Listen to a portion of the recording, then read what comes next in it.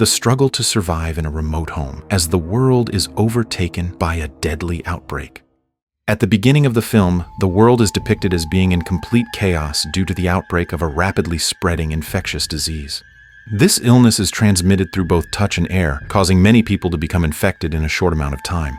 The disease has devastated major cities and claimed countless lives across the globe. To protect themselves from the outbreak, a married couple named Paul and Sarah, along with their son Travis and Sarah's father, Bud, decide to take refuge in their secluded house deep in the woods, far away from the city and other people. They live cautiously, always wearing masks and gloves whenever they go outside to avoid any possible infection. However, even in such isolation, misfortune eventually strikes the family. Bud, who has been living with them since the beginning, starts showing symptoms of infection. At first, he seems distracted and often loses focus, but soon his condition worsens. He becomes weak, vomits blood, and develops open sores all over his body. To prevent the virus from spreading further, Paul, Sarah, and Travis are forced to make the hardest decision of their lives, to end Bud's life and burn his body. They follow strict safety procedures, wearing masks and gloves throughout the cremation process.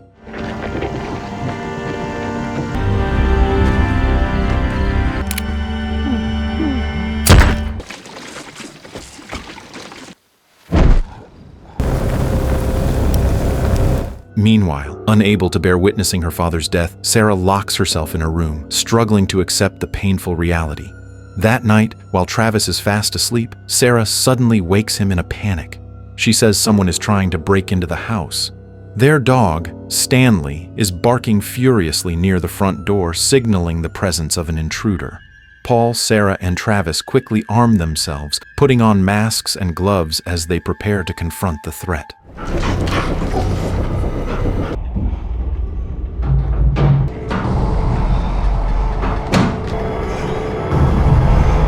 When the door is finally forced open by the intruder, Paul immediately orders the man to lie face down and drop his weapon. He sternly asks if the man is infected with the virus, to which the stranger replies that he is healthy and not infected. Paul then asks if anyone else came with him, but the man insists that he's alone. Still, Paul doesn't take any chances. To be sure, he knocks the man unconscious.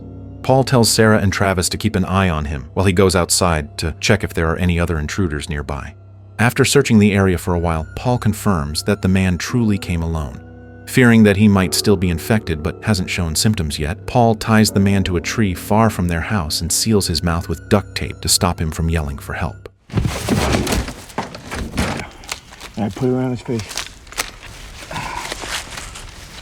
Push me against the tree. Put it around his... Breathe out. They decide to leave him there for a full day. If he starts showing any signs of infection, Paul will be forced to kill and burn him. Once the situation seems under control, the family focuses on repairing the damaged door and sealing every possible entry point to prevent future intrusions. The next morning, wearing full protective gear, Paul goes out to check on the man tied to the tree. After a thorough inspection, he finds that the man isn't infected. Paul then questions him carefully, warning that if he lies, he'll be killed, but if he tells the truth, he'll be given water. After removing the duct tape from his mouth, the man finally introduces himself. His name is Will. He assumed the house was empty because there were no signs of life or lighting at all. Will's only intention when breaking into Paul's house was to look for food and water supplies for his family. He has a wife and a child who are waiting for him to return. After the outbreak spread rapidly, Will's family decided to leave populated areas and search for safety in the vast forest. Their shelter is located roughly 80 kilometers from Paul's place. Will was forced to leave them because they had run out of drinking water. If he had known from the start that the house was occupied, he would never have dared to enter it. Will tries to assure Paul that he holds no grudge for what happened, understanding that Paul acted purely to protect his family. Will then makes an appealing offer. He has plenty of food supplies in the form of 2 goats and 6 chickens, and he is willing to trade some of them for Paul's water. After hearing Will's explanation, which sounds reasonable, and seeing that he doesn't seem to be lying, Paul finally gives him water, realizing how dehydrated he must be after being tied up for an entire day.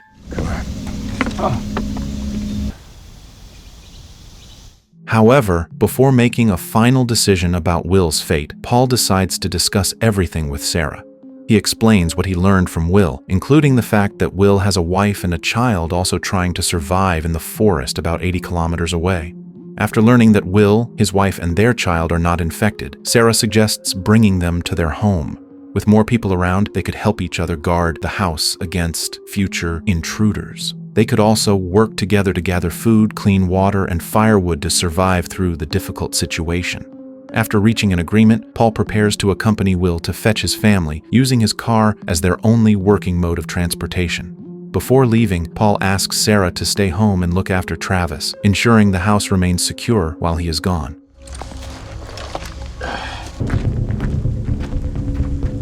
Are we good? We're good. The trip to Will's family doesn't go smoothly. Along the way, they are suddenly ambushed by 2 armed men who fire at their car.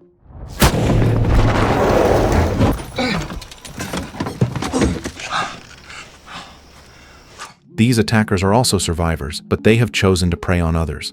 Their goal is not only to stop the car, but also to seize it by force. After being attacked, Paul and Will fight back and work together to defeat the 2 men. Long story short, Paul and Will manage to overpower them easily. Get back! Part of a bigger group nearby! Christ!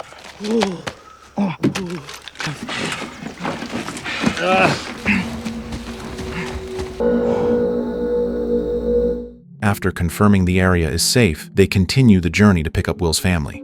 A few hours later, Paul and Will safely return home. Sarah and Travis, who have been waiting anxiously, are relieved to see Paul return unharmed. Paul arrives with Will's family, Will's wife Kim, and their young child Andrew. Will also brings 2 goats and 6 live chickens, which will serve as valuable food supplies for their small group. After welcoming the new arrivals and helping them settle in, Paul gathers everyone in the dining room. He feels the need to explain some important rules that must be followed while living in the house to maintain safety and health. Paul explains that there is only one door that will be used as the entrance and exit. Each night, the door will be closed and locked using a manual locking system. Although the lock can technically be opened by anyone, a strict rule is enforced. No one is allowed to go outside after dark unless it is a true emergency. During the day, they divide themselves into 2 teams. Each team is responsible for gathering food supplies, clean water, and firewood for daily needs. All weapons are stored in a special chest that only Paul can open. Anyone who needs to use them must first get his permission.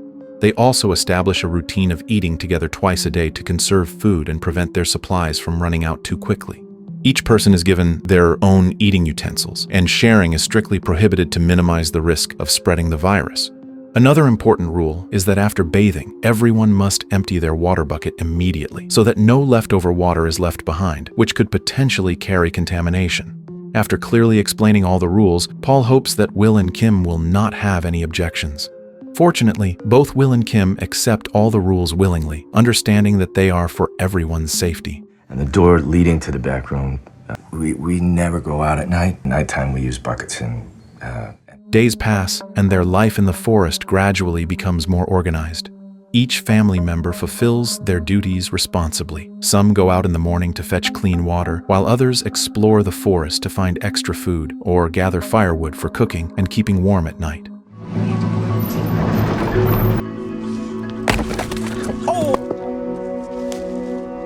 Power to charge batteries.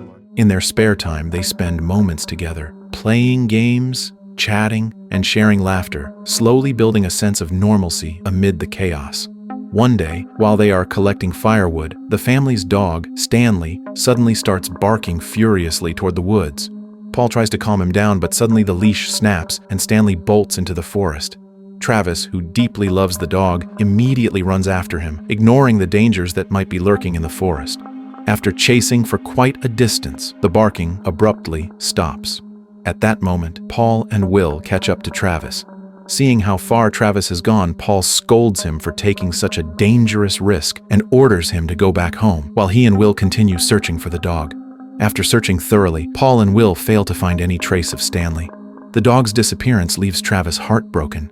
Seeing the sadness on his son's face, Paul approaches him and apologizes for not being able to find their pet, promising that he will continue searching in the morning. Don't worry, okay? I think Stanley's definitely gonna come home. So get some rest. That night, after everyone has gone to bed, Travis wakes up to the sound of something moving. Following the noise, he realizes it's coming from Andrew, who somehow ended up sleeping on the living room floor. Travis gently wakes him and takes him back to his room. On his way back, Travis curiously checks the front door, and to his shock, it's wide open. Not wanting to take any chances, he immediately wakes everyone up. Fearing an intruder, they all grab their weapons, masks, and gloves, preparing for the worst. When they inspect the front entrance, they are stunned to find Stanley, the family dog, lying on the ground, barely alive. Not wanting Travis to feel more heartbroken, Paul tells him to go back to his room while he and Will take care of the dog. Fearing that Stanley might be infected, Paul and Will burn the animal to stop any possible spread of the virus.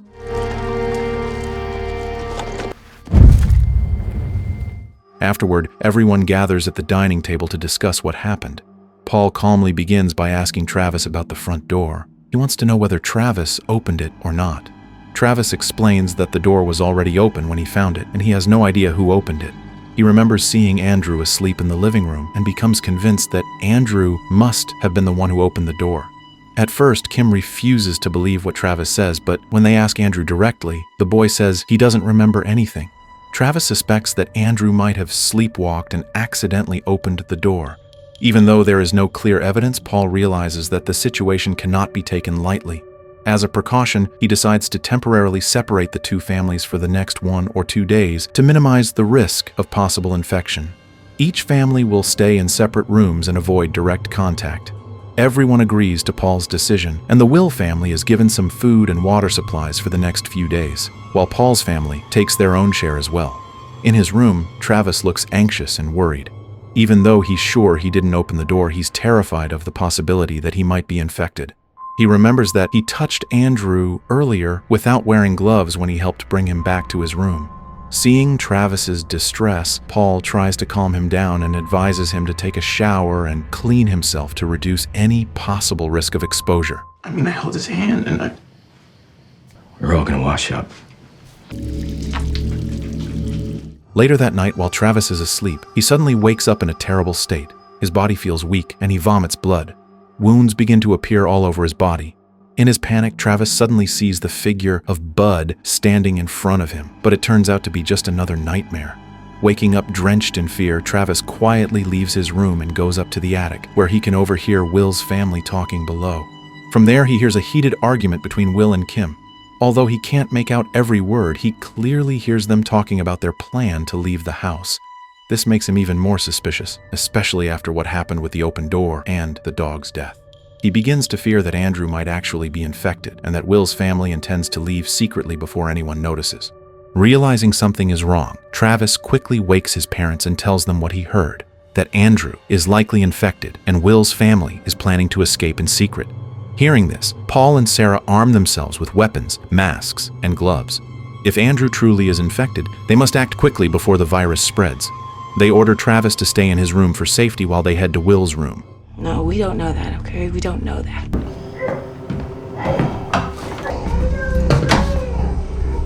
When Paul knocks on the door, Will refuses to open it and insists that Andrew just had a nightmare.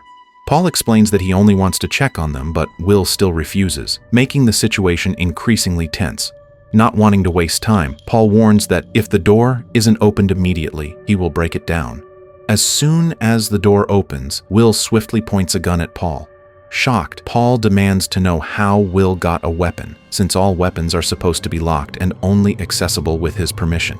It turns out that Will had secretly smuggled a gun from the beginning, without Paul's knowledge. Will forces Paul into the room and orders him to remove his mask and gloves. Inside, Will explains that he doesn't want any trouble. He just wants to leave with his family. However, before leaving, he asks for a portion of the remaining food and water, nothing more. He warns Paul not to try anything reckless, or his life will be in danger. Meanwhile, Kim holds Andrew tightly in her arms, but Will doesn't explain the boy's condition, leaving Paul uncertain about whether the child is infected. Suspecting that Andrew might already be sick, Paul urges Will to take action, if necessary, to end the boy's life for everyone's safety. Will refuses in anger and tells Kim to take Andrew out of the house. As tension builds, Will keeps his gun pointed at Paul, forcing him to gather food and water supplies. Cornered and powerless, Paul complies with every order. As they walk downstairs with Will still aiming his gun at him, Sarah suddenly appears holding her own weapon. She demands that Will lower his gun to prevent things from getting worse. To avoid escalating the standoff, Will proposes that they both lower their weapons at the count of 3. Paul agrees, but the moment Will's guard drops, on the count of 3, Paul swiftly grabs the gun from Will's hand, leaving him defenseless. Weak and defeated, Will tells Kim to take Andrew and run. But before she can move, Sarah blocks her path, ordering Kim to kneel and stay where she is. Sarah inspects their condition and realizes that both Kim and Andrew are infected, and even Will, who had just fought Paul, shows clear signs of the disease. Not wanting to take any further risks, Paul subdues Will to carry him outside more easily. However, once outside, Will slowly regains consciousness and suddenly fights back.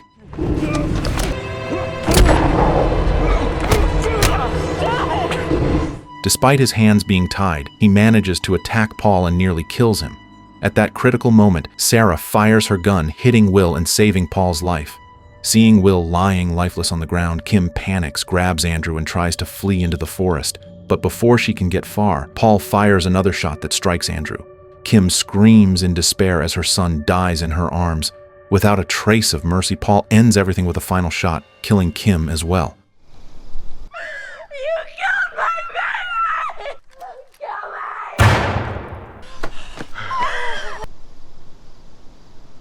After the tragedy that wipes out Will's family, Travis becomes visibly pale and weak.